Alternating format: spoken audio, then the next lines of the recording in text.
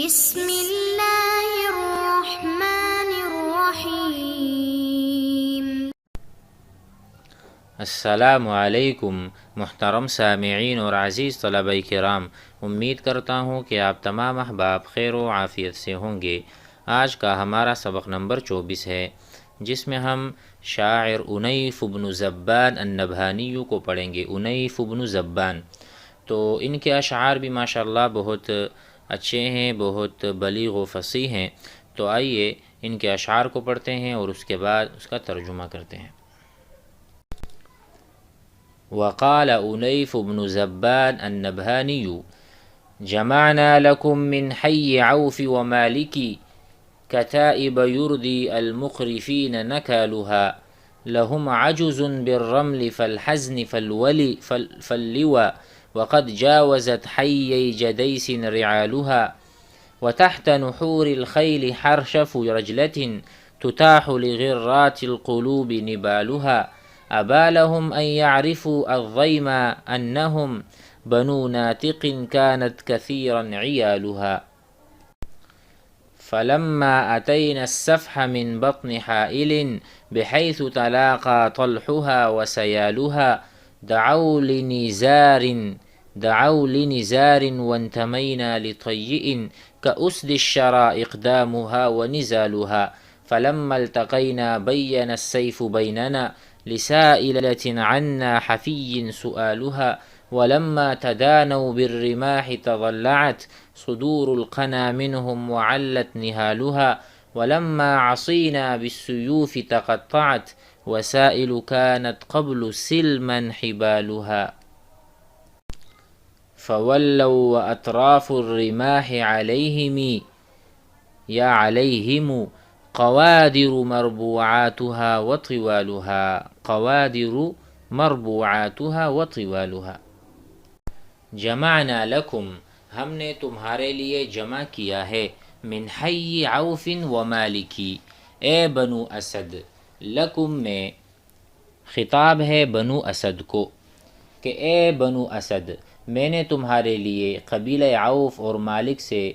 ایسے لشکر، کتائب جمع کتیبہ، کتیبتن لشکر کو کہتے ہیں، کہ میں نے ایسے لشکر تمہارے لیے جمع کیے ہیں، یردی جو کہ ہلاک کرتے ہیں، اردہ یردی ای اہلکا یہلکو، ہلاک کرتے ہیں، المقرفین نکالوہا، یعنی ایسے لشکر جمع کیے ہیں جن کی سزا دوغلوں مخلوط النسل کو ہلاک کر دے گی۔ یردی المقرفین نکالوہا، نکال سزا اور جزا، اور نکال ممانا عبرتناک سزا کو کہتے ہیں، کہ یہ ان مقرفین کو، مخلوط النسل کو ہلاک کر دیں گے، ان کو عبرتناک سزا دیں گے۔ اور یہ کیسے کتائب ہیں اور یہ کیسے لشکر ہیں، ان کی صفت کیا ہے، مزید بتاتے ہیں، لہم عجز بالرمل، ان کا پچھلا حصہ مقام رمل وادی رمل، فالحزن فاللوا، ان کا پچھلا حصہ مقام رمل خزن لوا میں ہوگا۔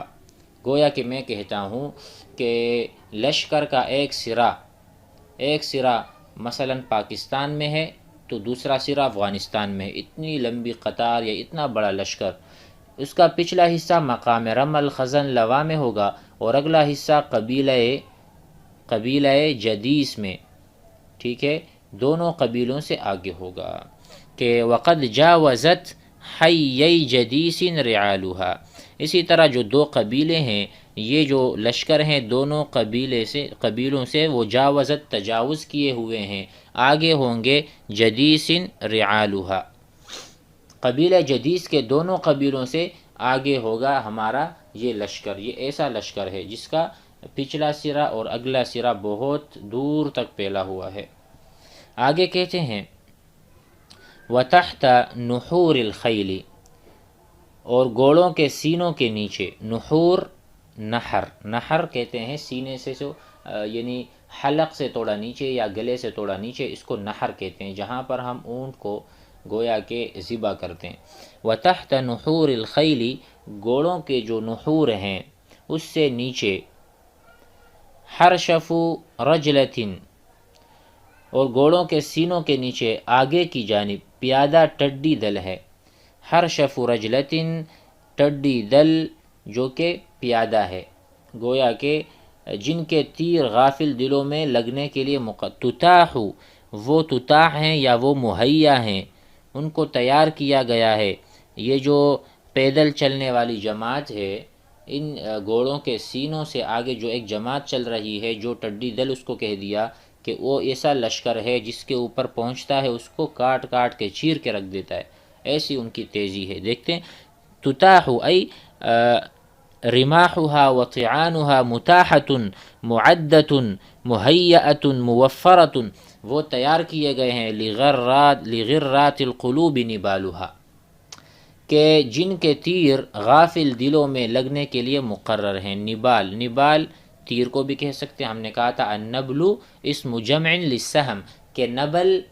یہ اس میں جمع ہے سہم، اور سہم تیر کو کہتے ہیں۔ تو ان کے جو تیر وغیرہ ہیں یہ ایسے ہیں کہ وہ غافل دلوں کو چیر دیں گے۔ تو اس سے پہلے ایک جماعت پیادل ایسی بھی چل رہی ہے۔ آگے کہتے ہیں، مزید مدح کرتے ہیں، ابا لهم ان يعرفوا الضیم، الضیم انہم، ابا لهم انہوں نے انکار کیا، ان یعرفوا کہ وہ جانیں، الضیم ظلم اور ذلت کو، انہوں نے اس بات کا انکار کیا، ابا لهم ان یعرفوا کہ وہ جانیں، الضیم ظلم اور ذلت کو، انہم کیونکہ وہ کون ہیں، بنو ناطق، وہ ذلت اور ظلم کو پہچانتے ہی نہیں، کیونکہ وہ ایک کثیر الاولاد عورت کے بیٹے ہیں۔ بنو ناطق، بنو ناطق ایسی، ناطق ایسی عورت کو کہتے ہیں جس کے بچے زیادہ ہوں یا جو زیادہ دیکھو ادھر لکھا ہے انہم بنو ناطق، اولاد جن کی کفالت آدمی کے ذمے ہو، تو وہ ایسی عورت کے بچے ہیں جو بچے زیادہ دیتی ہو۔ نطقت المرأة نطقا ونطوقا،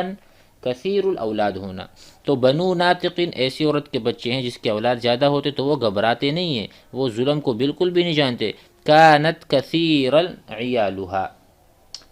تو یہاں مراد ہے کہ کیونکہ وہ ایک کثیر الاولاد عورت کے بیٹے ہیں تو کثرت کی وجہ سے ان پر کوئی ظلم نہیں کر سکتا، تو وہ ظلم کو جانتے بھی نہیں، ان پر ظلم ہوا بھی نہیں، تو اب آگے بڑھ کے بنو اسد یعنی تمہارا یعنی ملیا میٹ، تمہیں ملیا میٹ کر دیں گے، تمہیں ختم کر دیں گے، گویا کہ اس کتائب، اس لشکر کی تعریف کی جا رہی ہے مختلف اسالیب اور طریقوں سے۔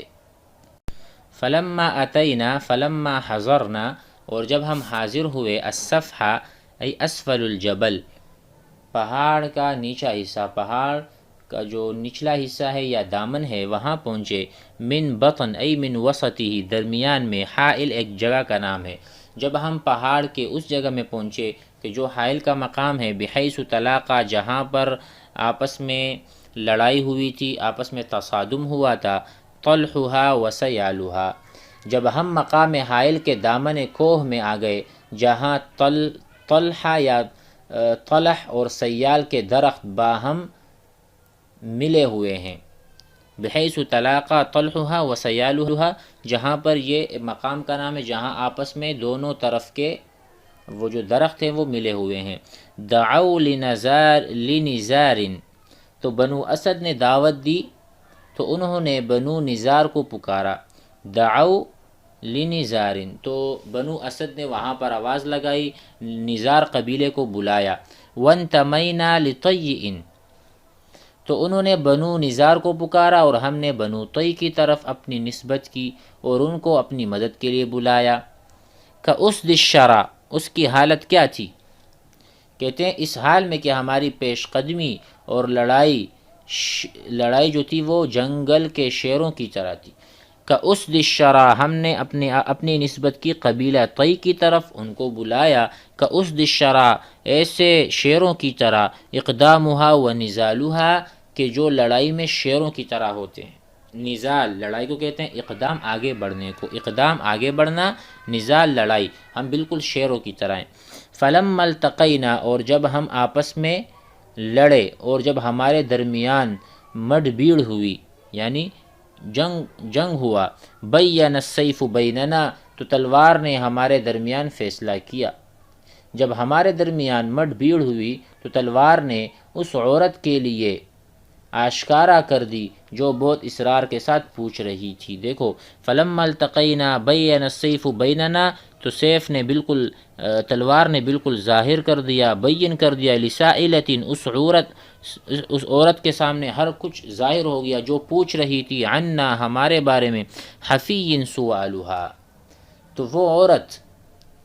جو کہ ہر وقت پوچھتی تھی اور سوال کرنے پر اصرار کرتی تھی۔ حفی کے معنی ہیں اصرار کرنا، ایسی عورت جو اصرار کر رہی تھی، ہمارے بارے میں پوچھ رہی تھی اور ہمارے شجاعت کی انکاری تھی، وہ بھی سمجھ گئی، اس کے سامنے ہر چیز ظاہر اور بین واضح ہو چکی تھی، کیونکہ تلوار کا فیصلہ اٹل یعنی کہ ایسا فیصلہ ہوتا ہے جو سامنے واضح ہو جاتا ہے۔ سؤالھا، اس کے سوال کا جواب بھی اس عورت کو مل گیا۔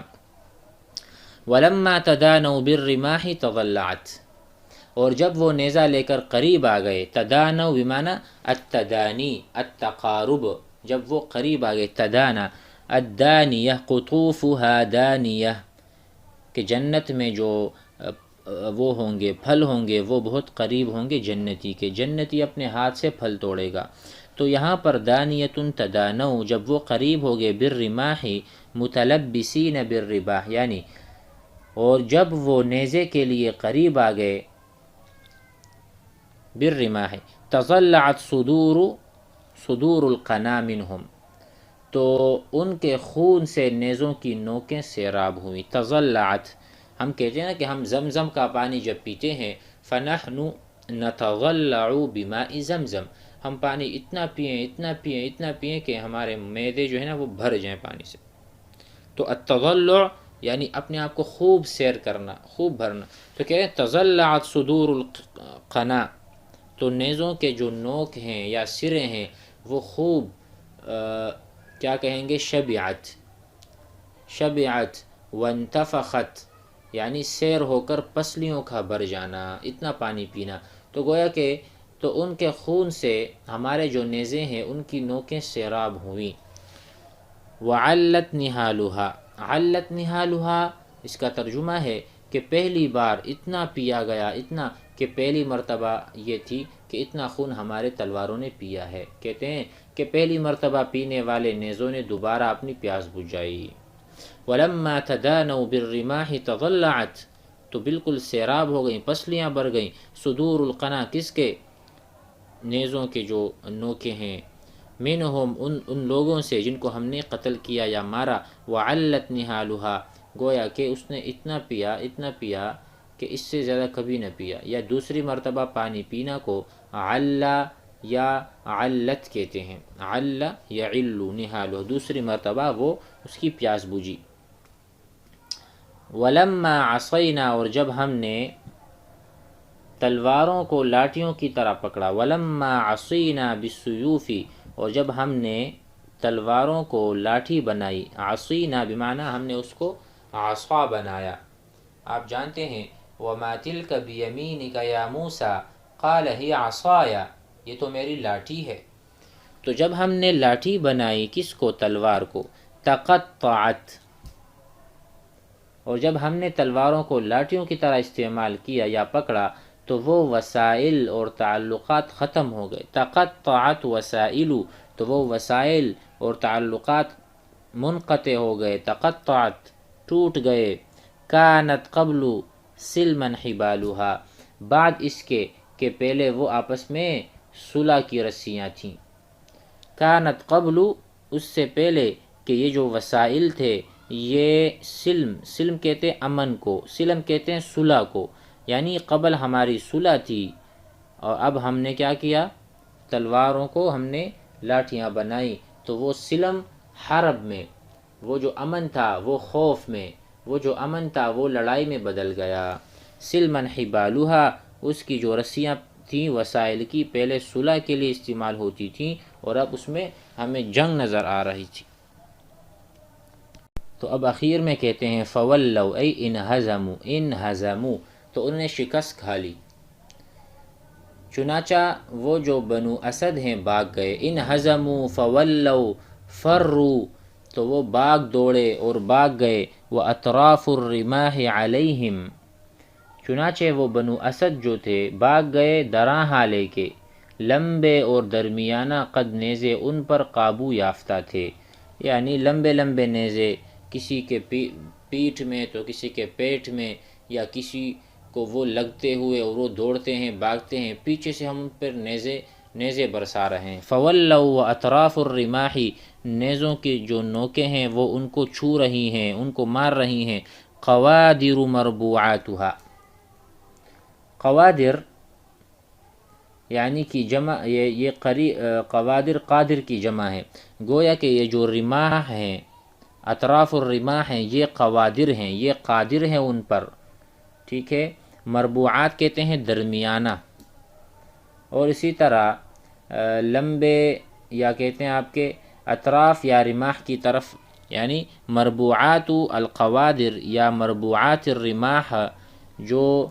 ان کے اطراف تھے اور ان کی لمبائی وغیرہ تھی، طول اور مربوع سارا، یعنی بعض وقت نیزہ ان کو طول میں لگتا تھا تو بعض وقت عرض میں لگتا تھا، کبھی نیزوں کی نوکیں ان کو لگتی تھیں تو کبھی ان کا جو حصہ ہے، یہ جو اس کو ہم کہتے ہیں درمیانہ حصہ، نیزوں کا درمیانہ حصہ، کبھی وہ ان کو چھوتا تھا، ان کو لگتا تھا تیزی سے، تو کبھی نیزوں کی نوکیں ان کو لگتی، اور اس حال میں وہ بھاگ رہے تھے۔ قوادر مربوعاتها وطوالها، نیزوں کا درمیانی حصہ کبھی لگتا تھا تو کبھی اس کا لمبائی والا حصہ۔ امید ہے کہ اشعار سمجھ میں آ گئے ہیں۔ والسلام علیکم۔